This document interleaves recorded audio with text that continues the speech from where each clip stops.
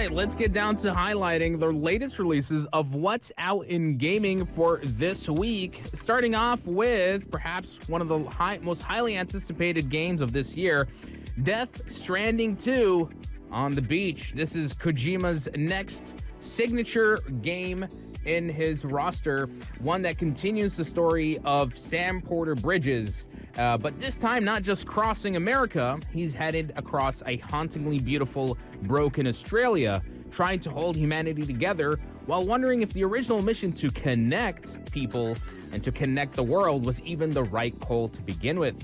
This sequel also ramps everything up, so you're dealing with tougher terrain, stranger enemies, and much deeper questions. And even the best part, combat and the gameplay has been revamped, all for the better. It feels like this is the closest we're gonna get to a Metal Gear Solid spiritual successor, and that's what people have been saying. It's like, Konami, just let Kojima make another Metal Gear. Just let it make another Metal Gear, because you can see a lot of the DNA of Metal Gear in this game. And of course, still, this game's all about, delivering packages, but of course every sequence is supposed to be a unique encounter with enemies, supernatural things, and a story that could often feel so abstract you're perhaps gonna watch a story explain video after every single mission, but there is a lot of weight to your choices. The combat is tighter, tools are smarter, and the world feels like it's always pushing back at every step.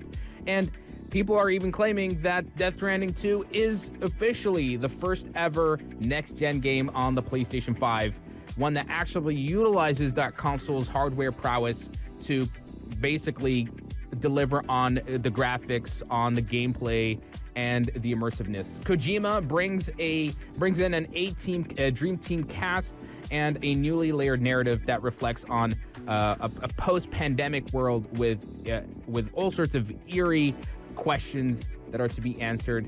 It's cinematic, it's very immersive, and it's really like nothing else you've ever played. I've personally played Death Stranding 1, but I think I'll wait a little bit. I'll wait a little bit before I jump into Death Stranding 2, because I know it's gonna be one of those. It's just gonna be very difficult type of game in terms of its story to really absorb. So I'll wait a little bit. I'm not rushing, but I know other people are really just super excited to finally get their hands on it. It's available now on the PlayStation 5.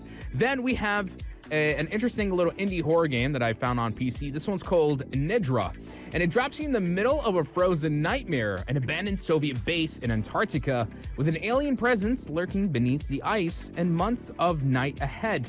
Your only chance of survival? Well, you have to embrace the cold to the point that you almost die. And it has this chilling mechanic where the warmer you are, the more the frost walkers can see you, which are the aliens, basically. But you gotta find a way to balance that. So you have to make sure that you stay cold enough that you're not seen, but not too cold that you trigger hypothermia.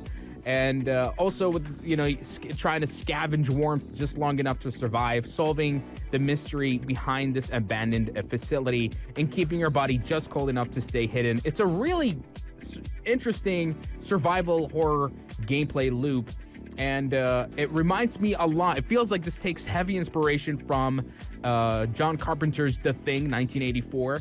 So if you're down for it, check it out. It really has a genuinely clever stealth mechanic.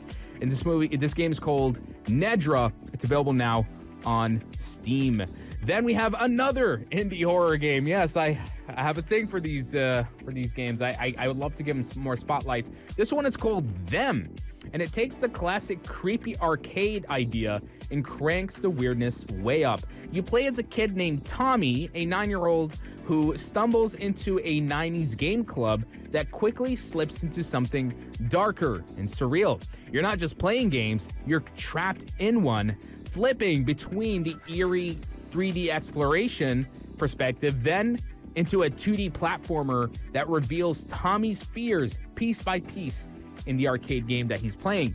It has a great sense of discovery, and it also mixes that retro modern type of style that makes every puzzle and jump scare feel very fresh.